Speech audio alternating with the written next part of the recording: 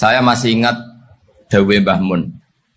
Saya nanti cerita mas saya sebentar, terus cerita kitab Al-Ataqah As-Somadiyah dikarang Said Muhammad, fawaidnya maksudnya. Kalau Islam Arab, ini kata Mbah Mun, kalau Islam Arab itu contohnya kayak pohon kurma, jadi kuat. Dan wajah tasbihnya itu di daunnya tidak jatuh. Tapi kalau Islam Indonesia, kata Mbah Mun itu kayak padi, jadi ya agak doyong-doyong sedikit. Jadi untuk menghadapi angin besar itu pilihannya dua. Anda kekar kayak kurma, atau fleksibel kayak padi. Jadi ya doyong-doyong sithik gitu. Ada koruptor sowan, salam templeknya ya diterima gitu. Ada calon bupati cantik ya didukung. Pokoknya agak-agak doyong gitu. Tapi baru kayak doyong itu nggak bisa roboh karena fleksibel. Jadi kazar in akhraja syatahu. Jadi ada dua tamsil. Karena memang menghadapi orang fasik, orang dolim ini kita sebagai ulama itu ya kebingungan. Ini mungkin Ki Afif bisa bahul masail. Karena pertanyaannya gini, saya berkali-kali digojlok sama bapak saya. Berteman orang fasik hukumnya gimana? Pasti dijawab haram. Tapi kalau pertanyaannya dibalik, membina orang fasik hukumnya gimana? Baik. Dan bisa membina kalau berteman. Makanya Gus Azaim pernah bikin seni deh, muktamar seni. Anggap saja madhabnya seperti itu gitu. Jadi ya agak doyong-doyong sedikit. Masa ketop kok berteman orang yang macam-macam. Tapi itu fleksibel. Nyatanya tetap soleh sampai sekarang gitu. Itu berarti itu ya gitu kata Mbah Mun itu. Jadi untuk menahan angin yang besar pilihannya hanya dua. Anda kokoh kayak pohon kurma atau fleksibel kayak padi. Nah, Islam Indonesia kata Mbah Mun itu pari wae katanya, padi. Jadi ungkapan-ungkapan para masayikh ini penting karena khazanah yang saya baca. Saya berkali-kali cerita ini dalam kitab Khilyatul Auliya. Itu Abu Nu'aim Al-Asfihani cerita tentang riwayat Sufyan bin Uyainah. Ini gurunya Imam Syafi'i. Itu setiap kali Nabi Isa dan Yahya, ini dua nabi yang sekurun, sama-sama masih muda. Nabi Yahya itu senengannya dolan ke orang-orang soleh, menyambangi orang-orang soleh. Tentu itu bagus. Tapi kalau Nabi Isa ini suka menyambangi orang-orang yang fasik, orang-orang yang gak jelas. Ketika dua beliau ini ketemu, tentu yang perlu jawaban Nabi Isa karena kontroversi, berteman sama orang-orang yang gak jelas. Kata beliau, innama ana tabibun udawil mardo. Seorang kiai, seorang nabi, orang yang baik itu ibarat dokter. Di mana-mana dokter itu ngobati orang yang apa? Sakit. Kalau Anda dokter dan peneliti satu penyakit, pasti cari daerah yang banyak pandeminya. Masa neliti pandemi di orang-orang yang apa? Sehat. Jadi ini juga perlu dibahsul masail kan. Karena tadi dibolak-balik itu.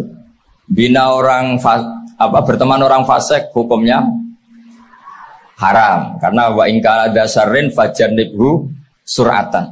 Tapi kalau bina orang fasik hukumnya baik. Bisa bina kalau berteman. Jadi fikih itu ya karek diwolak-walik. Makanya sholat juga gitu. Sholat yang tumakninah yang lama itu ya bagus. Masa jagongan mbek pangeran enggak asik. Jagongan sama teman aja asik, masa jagongan sama pangeran tidak apa? Asik. Tapi kalau Ibnu Abbas sholat tuh cepat. Ketika ditanya, kenapa kalau Anda sholat cepat? Setan baru tata-tata mau goda, saya sudah selesai. Kata. Karena setan itu ya jaga jaim tuh, jaga image. Jadi kalau mau goda orang itu ya surinan dulu, macak-macak dulu. Ternyata mau ke situ, sholatnya sudah selesai. Lah kebetulan mazhab saya itu yang kedua itu gitu. Jadi kalau Gus Azaim itu sholat lama sekali, itu ada mazhab tandingan, yaitu mazhab saya. Itu karena ini sepuh saya, meskipun top beliau tapi sepuh saya. Saya sudah 50, beliau baru 40. Ini berarti baru memulai kiai. Kalau pakai umur nubuah ini baru memulai. Jadi mazhab itu penting. Jadi pembanding itu harus diutarakan. Sehingga dalam fikih manapun itu sebuah madhab itu harus diuji itu lewat pembanding. Dulu itu setiap debat fikih antar ulama itu mesti nggak ada yang menang. Misalnya saya kiai kelihatan miskin tuh ya baik supaya santri-santri yang miskin itu punya teman gitu. Karena rata-rata santri itu miskin. Nah, dikancani kiai kan seneng gitu. Tapi problemnya kiai yang miskin itu ya nggak bisa nolong santri karena dia sendiri apa? Miskin. Makanya dulu Imam Syafi'i itu pengagum orang miskin. Setelah ngaji Imam Malik tanya, ya Imam Malik, orang yang sealim jenengan itu siapa? Jawabnya Imam Malik lucu. Dulu Abu Hanifah, sekarang orangnya sudah meninggal ya. Ilmunya dititipkan atau diwaris oleh Muhammad bin Hasan Asy-Syaibani. Akhirnya Imam Syafi'i dibiayai Imam Malik ke Irak. Imam Syafi'i miskin, bisanya ke sana dibiayai Imam Malik. Itu seperti Abu Ya Said Muhammad masyhur, ini murid beliau. Kalau ada santri boyong kan mesti apa? Disangoni. Ketika datang ke Irak, Muhammad bin Hasan Asy-Syaibani itu nata uang, nata emas itu di ruang tamu. Jadi ngitung uang itu di ruang tamu. Miliatan. Ini kaget, ini kiai kok kedonyan kata Imam Syafi'i itu. Tapi apa kata Muhammad bin Hasan Asy-Syaibani? Anda kagum ini, Anda kaget ini. Kalau kamu menyoal orang soleh kaya, ini tak kasihkan orang-orang fasik. Biar dipakai judi, dipakai selingkuh, dipakai maksiat. Jangan. Harta ini harus tetap di orang soleh. Kalau ke orang fasik, bahaya. Berarti kiai boleh kaya? Boleh. Semenjak itu ada gerakan kiai kudu sugih. Ya ada yang kesampean, ada yang enggak gitu aja. Tapi karena kalau pakai logika fikih, harta itu fitnah. Oke, seakan-akan harta itu masalah. Tapi kalau ini dikuasai orang dolim, maka masalah besar. Jika orang-orang soleh ini harus juga menguasai harta. Nah, terus lama-lama dikiaskan kekuasaan. Kalau yang kuasain orang fasik, orang tidak sholat, ribet. Akhirnya kiai terus dukung, ya akhirnya ikut politik tadi. Nak menawa bupatinya kena diatur gitu. Diatur kon sholat, orang yang sesi proposal, maksudnya diatur yang sholat maksud. Ini cerita-cerita apa logika fikih. Makanya saya sering ngaji kitab-kitab itu, diantara yang saya suka adalah ada dialog besar yang terjadi di antara orang-orang pilihan, termasuk bahkan di antara para nabi dan Tuhan. Jadi unik. Allah sendiri kadang mengajari kecerdasan para nabi itu ya lewat dialog. Masyhur itu, Nabi Ibrahim itu punya ruang khusus untuk sholat dan tidak boleh siapapun masuk situ. Tahu-tahu ada yang sudah di situ. Beliau membuka, kaget. Siapa memberi izin ke kamu yang punya rumah ini? Saya yang punya rumah dan saya tidak memberi izin kamu. Yang memberi izin saya itu yang punya saya, kamu dan rumah ini. Yaitu Allah Ta'ala katanya. Wah berarti kamu malaikat dong? Iya saya malaikat Israel. Disuruh nyabut nyawa kamu kan? Ya agak sopan karena agak pernah mondok di Salafiyah gitu. Itu akhirnya Nabi Ibrahim bilang, wah itu keliru, Anda pasti keliru. Hal ra'aita habiban yumitu habibah, hal ra'aita khalilan yumitu khalilah. Saya ini Khalilur Rahman, saya ini kekasih Allah. Masa ada kekasih bunuh yang dikasih? Itu Israel akhirnya ngaji, masuk akal juga. Ternyata perintah ini mungkin hoax ya. Pokoknya dia terus mikir akhirnya. Iya ya, masa ini kekasih Allah kemudian oleh Allah dibunuh, dimatikan. Terbanglah Israel, matur lagi ya Allah, kata Ibrahim, hal ra'aita khalilan yumitu khalilah. Masa kekasih bunuh yang dia apa? Kasih. Kayaknya masuk akal Gusti. Mulai ngaji lah kira-kira gitu malaikat itu. Akhirnya oleh Allah dijawab, ya sudah begini, kamu datang ke Ibrahim bilang, hal ra'aita habiban yakrahu ayyalqa habibah. Masa kekasih tidak siap ketemu yang dikasih. Nah, jadi akhirnya Nabi Ibrahim, Israel datang lagi. Logikanya sekarang enggak gitu, begini katanya diajarin. Hal ra'aita habiban yakrahu ayyalqa habibah. Masa kekasih tidak siap ketemu yang dikasih. Kata Ibrahim, oke, ya, terus mau meninggal. Jadi kalau jenengan cinta betul sama Allah ya harus, ya tidak usah jangan sekarang tapi. Kalau mati di rumah aja, kalau di pondok ngerepotnya kiainya nanti. Tapi nanti setelah punya cucu banyak lah. Nah, barokahnya baca ini dialog-dialog orang pilihan ini akan tersibak. Karena tidak dalam semua kebaikan itu nggak ada logikanya, rata-rata ada logikanya. Misalnya begini, kalau Anda orang soleh, kemudian anak Anda pamit mau sekolah di Jerman, pilihan Anda mengizinkan apa enggak? Karena potensi jadi fasik ya tinggi, karena di tempat-tempat potensi berdakwah dari daerah yang untuk daerah yang tidak ada dai-nya menjadi ada. Itu mesti ulama itu berdebat. Misalnya punya anak pamit mau kembali atau keluarga. Yang satu cara berpikir optimis. Awal ada dai di beberapa negara Eropa itu ya barokahnya imigran, pekerja, mahasiswa. Dan semua itu bumi Allah, harus ada tasbih, harus ada tahmid. Dan itu harus dimulai dari kemauan atau mengizinkan anak asuh kita ke sana.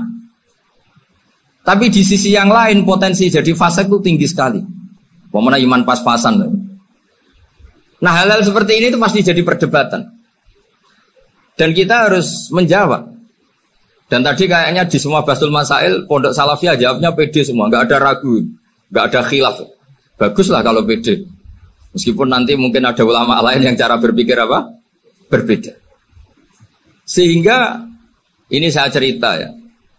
Sehingga di kitab-kitab fikih, misalnya saya kok hidup di Bali sudah punya komunitas ngaji.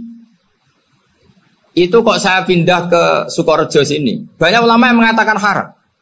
Karena membiarkan bumi Allah yang sudah pernah ada orang yang sujud, kemudian ditinggalkan kosong, dan kemudian dikuasai orang yang tidak sujud. Jadi dianggap itu pembiaran.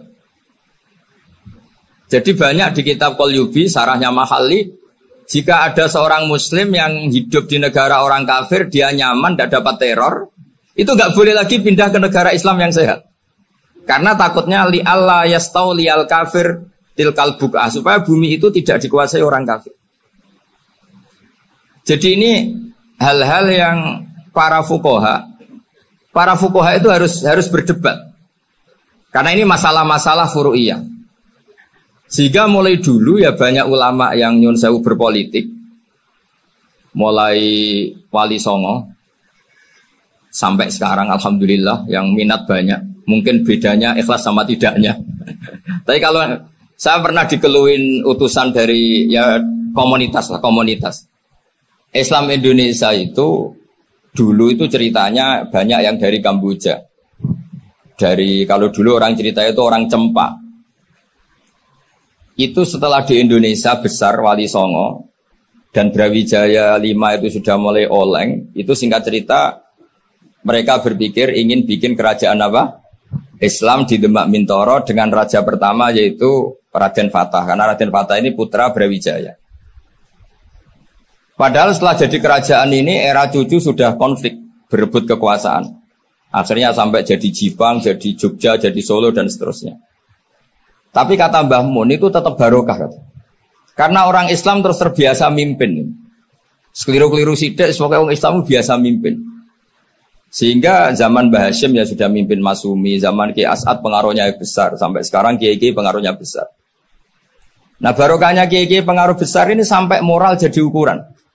Misalnya sekarang ada calon bupati kok nggak sholat itu pasti kalah. Jadi sholat itu jadi tolak ukur untuk calon apa? Bupati. Meskipun mungkin punya efek pura-pura sholat, tapi nggak apa-apa lah. Sementing moral ini jadi ukuran. Sementara yang di Thailand, di Patani, itu karena dulu pelajarannya tasawuf, itu orang nggak ambisi mimpin dunia. Tahu-tahu dipimpin.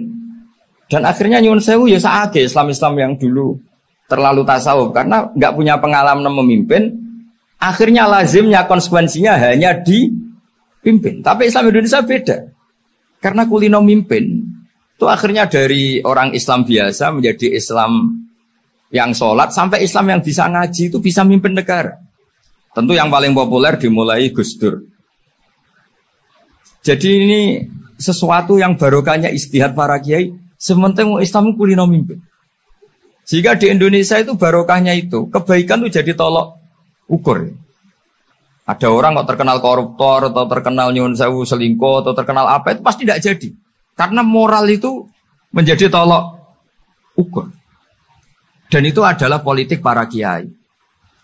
Jadi ini saya cerita dan itu negara juga akhirnya untung karena seleksi agama sama negara itu sama-sama kiai ya bilang negara harus dipimpin orang soleh, negara juga bilang seperti itu. Nah, ketokohan-ketokohan para beliau-beliau ini yang maulah bekerja sama dengan Umarok. Kita tahu dulu Pak Harto ya rawuh ke sini ketika Muktamar 84, rawuh ke Ki As'ad, ketika mau kembali ke Khittah juga dirembuk oleh ulama dan Umarok. Dan akhirnya ini menjadi negara yang alhamdulillah semoga selalu menuju baldatun thayyibatu wa rabbun ghafur. Nah, kemudian di sini saya tabarruk dengan Said Muhammad, gurunya Kiai Haji Azaim. Saya mau cerita tentang amaliyah tadi. Saya sebetulnya nggak niat bacakan bab itu, gara-gara ada khataman jumlahnya banyak saya jadi pusing. Ini panitianya tanya, khatam betul apa enggak? Iya, Gus, khatam betul. Tapi kayaknya saya tidak yakin. Karena saya ini kan dari pondok tahfidz itu. Biasanya anak khataman itu ya rodok bodoni itu. Dibaca buanter sing nyemak ya mau ndelok pojok tok. Mergo kebanteren. Nah, akhirnya lafat-lafat yang di tengah itu enggak di apa? Baca. Tapi ya semoga dimaafkan Allah lah. Yang jelas itu enggak. Tapi saya mau cerita ya. Jadi cara berpikir Said Muhammad ini nanti juga saya teruskan di Ma'had Ali. Ini saya baca ya. Di antara yang diyakini madhab Malikiyah, ini saya baca saja teksnya. Jadi ada riwayat namanya kalau Said Muhammad bahasakan itu Ataqah Somadiyah. Kalau di Indonesia kadang orang bilang Al-Ataqah Al-Kubro. Yaitu dengan membaca surat Ikhlas, di sini jumlahnya hanya 100 kali, Qila 1000 kali. Tadi berapa teman? 700 juta ini sudah susuk banyak ini. Di sini hanya 40, riwayat lagi 100, 1000. Terus sampai tadi berapa? 800 juta. Wah, ini sudah susuk ini. Itu anak cucu sampean pasti masuk surga itu kalau gitu. Ini saya baca, ini kitabnya Said Muhammad. Suratul Ikhlasi wal Itqu minan nar. Akhrajat Tabrani fil Kabir an Fairuz ad-Dailami wa wa Ibnu Ukhtin Najasi. Waqad khadaman Nabiyya sallallahu alaihi wasallam. Orang ini jadi khadimnya Nabi. Qala Rasulullah sallallahu alaihi wasallam, "Man qara'a qul huwallahu ahad mi'ata marratin fi shalat ghairiha katabahu lahu bara'atan minan nar." Ini hanya berapa ini? Mi'ata marrah. Berarti kalau satu orang itu cukup 100 tadi sudah untuk 7 turunan tadi untuk orang berapa? 800 juta. Ya, untuk 7 turunan cukup. Cukup. Untuk 7 turunan. Ya, sudah susuk ini sudah susuk ini. Duh, ribet ini. Nah, ini tak cari pembenarannya, ini supaya keren. Ini di halaman 188 Abwabul Farad. Warwa Ibrahim bin Muhammad Al-Khiyari fi fawaitihi an Hudzaifah marfu'an. Mangkor akul huwallahu ahad alfa marrotin fakotishtaro nafsahu minallah. Berarti 100, ada riwayat lagi 1000. Nanti tak carikan lagi yang berapa? 1 miliar mungkin. Jangan banyak-banyak. Nah, ini saya baca ya. Wa hadzal adatu huwa al-ma'rufu bi ataqatis somadiyah. Wa qad nassa jama'atun mutaakhiril malikiyah ala istihbabi ataqatis somadiyah. Wa haddu ala qiraatiha wa istimaliha. Minhum Asy-Syaikh Abdus Salam Al-Asmar saat terus ini. Jadi kullu haula'i istahabbu ataqatas somadiyah ma'atirafi ba'dihim kal Misnawi bi syiddati fi hadisiha. I'timadan ala anna hadza minal fadha'il allati yutasahalu fiha. Faman sa'a yasta'milaha roja'a khusulama fiha fala ba'sa bidzalik ala syarti alla ya'taqida subuta dzalika anin nabi sallallahu alaihi wasallam hatta la yaqa fil kitsbi alaihi. Jadi intinya itu silahkan Anda bikin jumlah sesuai versi Anda. Yang penting Anda jangan kampanye kalau itu perintah Kanjeng Nabi Muhammad sallallahu alaihi wasallam. Karena kalau kamu atasnamakan Nabi kemudian jumlahnya sampai 800 berapa? 800 juta, berarti Nabi mengajarkan masyaqqah pada umatnya. Jadi cukup yang riwayat itu di sini hanya 100, sama 1000. Jadi kalau jumlah tadi untuk 7 apa? Turunan. Jadi kamu harus ditutup dengan doa, ya Allah, semua itu bukan untuk saya tapi untuk 7 turunan. Tolong catat ya Allah. Karena itu. Jadi artinya gini loh ya, orang Indonesia yang sering mempraktekkan atakosomadiyah itu bukan tanpa dalil. Ternyata dalam madzhab Maliki, saya masih ingat ketika mbah saya kandung, bapaknya bapak, asmane Mbah Nur Syam, itu wasiatnya minta dibacakan 4.000. Yang baca pas itu ya bapak sama anak-anaknya. Dan kemudian alhamdulillah zaman akhir itu mulai agak ngawur. Kalau ada acara itu wong liya kon maca anake mlebu metu gak melok maca. Itu keliru, saya jamin itu keliru. Saya sering kalau mimpin di rumah, kalau yasinan di tonggo-tonggo kok anake gak maca saya keluar. Bapakmu wong liya kok kon maca kata saya gitu. Jadi itu menurut saya itu yang jelas, saya sampai ngisi begini. Yang ada riwayatnya itu idza mata ibnu adam in qata amaluhu ila min salasin shadaqatin jariyah au ilmin yuntafa'u bi aw waladin sholihin yatullah. Itu tidak ada di hadis au kiyayin sholihin yatullah. Yang ada itu awaladin apa? Sholihin. Jadi anaknya harus ikut, kalau tidak ada usah. Akhirnya anaknya udah tinggi Gus nggih. Akhirnya tak kei jagung paling akeh, kula mendhet sithik. Wong aku ra anake kok. Kadang-kadang enggak, orang lain baca buahnya, anaknya mau melebu metu mau enggak mangga no tamu mbek rokokan. Itu harus ditobatkan itu. Keliru itu. Karena nasnya bukan aukiyayin solihin tapi awaladin solihin. Ini bukan provokator, ini memang ya harus seperti itu. Nah terus tentang tadi la ilaha illallah yang didawahkan Gus Azaim. La ilaha illallah itu penting sekali, cuma saya mohon itu dielmoni lah. Jadi dulu kalimat ini menjadi spesial karena dielmoni, karena dimulai dari fa'lam annahu la ilaha illallah. Terusannya ayat tuh wastaghfir li dzambika walil mu'minina wal mu'minat. Saya ulang lagi ya. Terusannya ayat tuh wastaghfir li dzambika walil mu'minina wal mu'minat. Makanya menurut mazhab Sadili, kamu disuruh baca la ilaha illallah dulu, jangan istighfar dulu. Saya ulang lagi ya. Dalam mazhab Sadiliyah itu la ilaha illallah dulu, nggak boleh istighfar dulu. Alasannya masuk akal. Orang yang kafir 70 tahun itu sekali baca la ilaha illallah itu langsung yughfar lahum ma qad salaf. Sehingga la ilaha illallah sendiri sudah punya kekuatan supaya dosa kita diampuni. Qul lil ladzina kafaru iyantahu yughfar lahum ma qad salaf. Cara menghentikan kekafiran gimana? Dia melafadzkan la ilaha illallah. Ini kalimat yang begitu saktinya sampai orang yang kafir puluhan tahun itu dosanya semuanya terhapus hanya karena melafadzkan la ilaha illallah.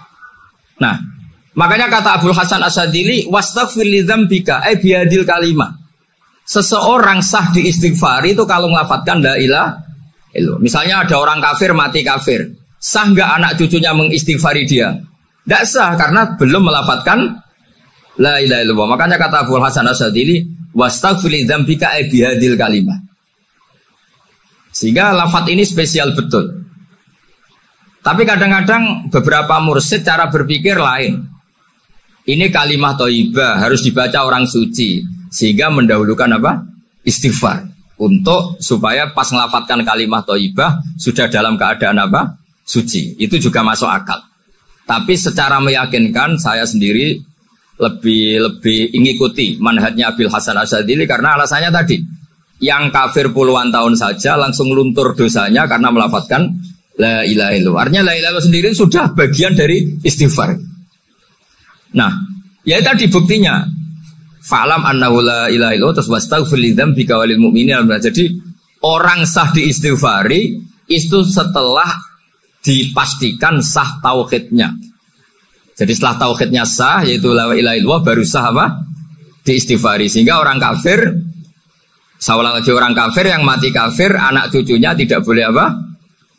Tidak boleh menistighfar.